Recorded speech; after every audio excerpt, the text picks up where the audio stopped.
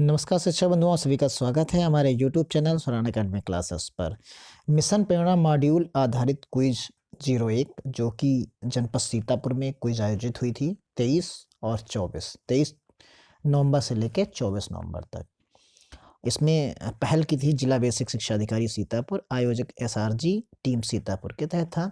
इसमें 25 क्वेश्चंस आए थे जिनके आंसर्स मैं और उनके बारे में डिटेल लिखकर मैं उपस्थित हुआ हूं। तो आइए शुरू करते हैं कि कौन कौन से क्वेश्चंस देखते हैं कि कौन कौन से क्वेश्चंस इसमें आए थे। उससे पहले अगर आप हमारे चैनल पर नए हैं तो सब्सक्राइब करना बिल्कुल ना भूलें। देखिए, इसमें जो है मिशन प्रेरणा मॉड्यूल के तहत आधारित क्विज थी, जिसमें मैंने आपको जैसा बताया। तो उसमें पहला क्वेश्चन जो था, तो वो पहला क्वेश्चन यहाँ पर है कि ध्यानाकर्षण के लिए कालांश निर्धारित किया गया है। तो ये क्या है, तो इसमें पहला ऑप्शन था विद्यालय की सुविधानुसार, अंतिम कालांश या प्रथम कालांश या पंचम कालांश। तो यह ध्यानाकर्षण के लिए जो कालांश निर्धारित किया गया है वो आप सभी लोग जानते हैं कि जो है प्रथम कालांश है। इसी तरीके से अगले क्वेश्चन की तरफ चलते हैं। देखिए, यहाँ पर कक्षा 1 या 2 का जो छात्र है जो पुस्तक नहीं पढ़ पाता, क्या उसे पुस्तकालय से पुस्तक देनी चाहिए अथवा लेने के लिए प्रेरित करना चाहिए? तो इसका भी आंसर जो है वो हाँ होना चाहिए। देखिए, 2/2 है आंसर, यानी ये करेक्ट है। प्रिंट चेतना का विकास जो है, प्रिंट चेतना विकास का साधन है। तो इसमें देखिए सही है, यानी बच्चों के आसपास लिखित सामग्री का फैलाव, बच्चों को पुस्तक के साथ स्वतंत्र छोड़ना, शिक्षक द्वारा पाठ का आदर्श वाचन। तो यानी इसका जो ऑप्शन सही होगा वो उपरोक्त सभी होगा। रचनात्मक आकलन यानी फॉर्मेटिव असेसमेंट का गुण नहीं है। तो ये इसमें गुण कौन सा नहीं है? तो ये है यहाँ पर कि इसे अंकों प्रतिशत में व्यक्त किया जाता है। तो ये इसका जो है नहीं है, यानी गलत ऑप्शन इसका है। अगला देखते हैं, ध्यानाकर्षण कक्षाओं का संचालन। ध्यानाकर्षण कक्षाओं के संचालन की क्रिया विधि बताई गई है। तो किस में बताई गई है, यानी किस मॉड्यूल में बताई गई है? तो वो है ध्यानाकर्षण मॉड्यूल में बताया गया है। ध्यानाकर्षण कालांश की अवधि जो होती है वो कितनी होती है? तो वो आप सभी लोग जानते हैं कि 40 मिनट इसकी अवधि होती है। फिर अगला क्वेश्चन है यहाँ पर, देखिए अगला क्वेश्चन है,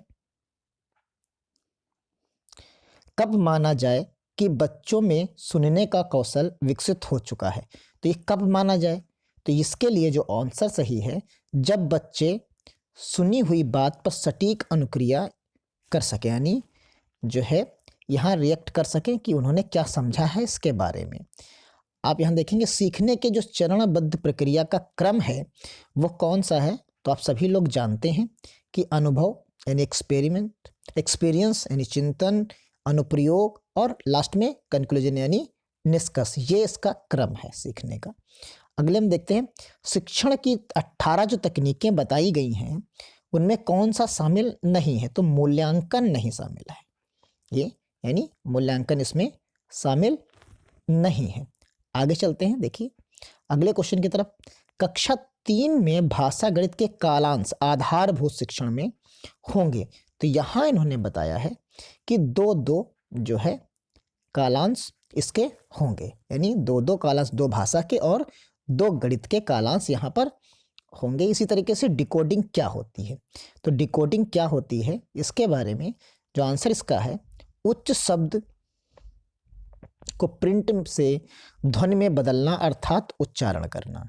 तो ये डिकोडिंग का अर्थ इसका होता है। इसी प्रकार कक्षा 1 व 2 में भाषा गणित के कालांश आधारभूत यानी आधारशिला शिक्षण, आधारभूत शिक्षण होंगे। तो इसमें कालांश कितने कितने होंगे?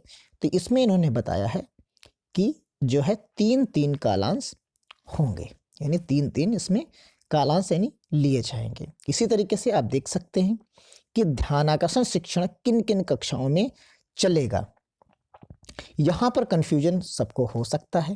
यहाँ कुछ जगह पर आप जो बुक आपको मॉड्यूल मिली हैं उसमें 3 से लेकर जो है 8 तक बताया गया है, लेकिन यहाँ पर जो आंसर सही हो रहा है वो आंसर सही हो रहा है कक्षा 4 से लेके 8 तक, क्योंकि जो मॉड्यूल मिले हैं उनमें आधारशिला जो मॉड्यूल है उसमें जो है कक्षा 1 से लेके 2 तक आधारशिला मॉड्यूल में है, और ध्यानाकर्षण में जो मॉड्यूल है उसमें कक्षा 3 से लेके 8 तक है। तो यहाँ एक कन्फ्यूजन सा क्रिएट होता है इस क्वेश्चन में। आगे चलते हैं, ध्यानाकर्षण शिक्षण में क्या पढ़ाया जाता है। तो एक तरीके की रिमेडियल टीचिंग होती है जो है, तो इसमें उन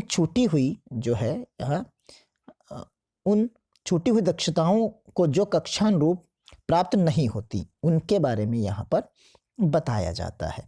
फिर ध्यानाकर्षण शिक्षण के पश्चात पुनः भाषा व गणित का शिक्षण होगा।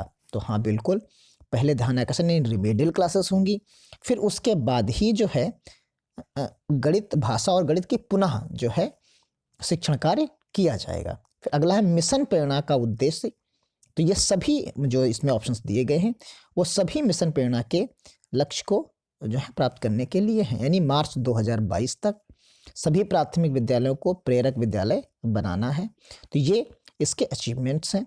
गणित शिक्षण का उद्देश्य नहीं है, तो उपरोक्त में से कोई भी गणित शिक्षण का जो है उद्देश्य नहीं है। उभरता लेखन के बारे में सत्य नहीं है। तो यहाँ जो ऑप्शन सही होगा वो होगा कि वहाँ पर बच्चे लिखना शुरू कर देते हैं। तो ये इसका एक आंसर सही होगा। निम्न में से असत्य कथन कौन सा है। तो यहाँ आप सभी लोग जानते हैं कि जो गणित के लिए है वो गणित के लिए यहाँ पर जो है होता है, आप सभी लोग जानते हैं। अगर गणित की हम बात करें तो यहाँ पर EP यानी ELPS होता है, एक्सपीरियंस, लैंग्वेज, पिक्चर्स, और S से सिंबल होता है। जबकि जो SLSRW होता है ये भाषा के लिए होता है। ये किसके लिए होता है? ये भाषा के लिए यहाँ पर होता है।